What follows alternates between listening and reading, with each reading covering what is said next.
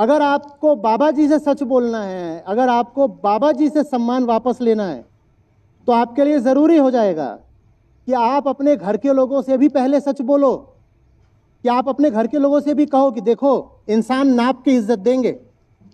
तुम अगर इंसान इस लायक होगे कि तुम्हें इज्जत दी जा सके तो इज्जत देंगे, नहीं तो रिश्ते के आधार पर इज्जत नहीं देंगे हम। ये बात घर में नहीं बोल पाओगे क्योंकि घर में स्वार्थ जुड़े हुए हैं। ये बात घर में नहीं बोल पाओगे, इसीलिए ये बात बाबा जी से भी नहीं बोल पाते। इसीलिए मैंने कहा कि आपके ही भीतर की जो माया है, डर है, स्वार्थ है, वही बाबा जी की ताकत है। आपके घर में आपके पति हैं, आपकी पत्नी है, वो भावनाएं दिखा दिखा के आप पे राज करते हैं। जहां कहीं भी कुछ मामला फंसा, वहां भावना दिखा दी, आंसू बहा दिया। होता है कि नहीं होता है? पति पत्नी भी करते हैं, माँ बाप भी करते हैं, बच्चे भी करते हैं छोटे। और आप उन भावनाओं के आगे झुक जाते हो ना।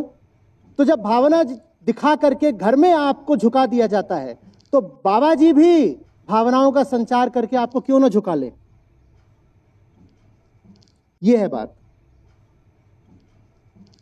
साइकोलॉजिकल मैनिपुलेशन को जब आप घर में नहीं तोड़ पाते, तो धर्म क्षेत्र में कैसे तोड़ लोगे? बाबा जी के यहां कैसे तोड़ लोगे? साइकोलॉजिकली आप हमेशा से मैनिपुलेट होते रहे हो। उसी साइकोलॉजिकल मैनिपुलेशन में सब कुछ हो गया आपका। हाँ भाई, इंजीनियरिंग क्यों करी?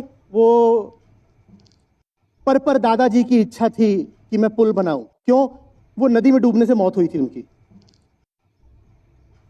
तो इसलिए मैंने इंजीनियरिंग करी।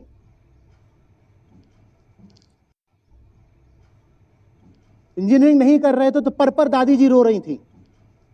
देखो, तुम्हारे पर दादाजी की आत्मा अभी भी वो पानी में गोते खा रही है। अब तुम इस पर पुल बना दो सिविल इंजीनियर बनके। फलानी नौकरी क्यों ली?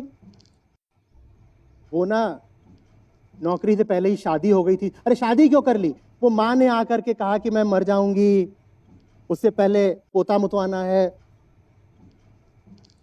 तुम्हारा साइकोलॉजिकल मैनिपुलेशन ही तो हुआ है जीवन भर, और क्या हुआ है? उसके बाद शादी कर ली। अच्छा, फलानी नौकरी क्यों ली? वो बीवी ने कहा कि हमारे साले साहब फलानी इंडस्ट्री में हैं, तो वो बहुत अच्छी इंडस्ट्री है, तो वहां घुस गए। आम आदमी की जिंदगी क्या इससे अलग चलती है कुछ?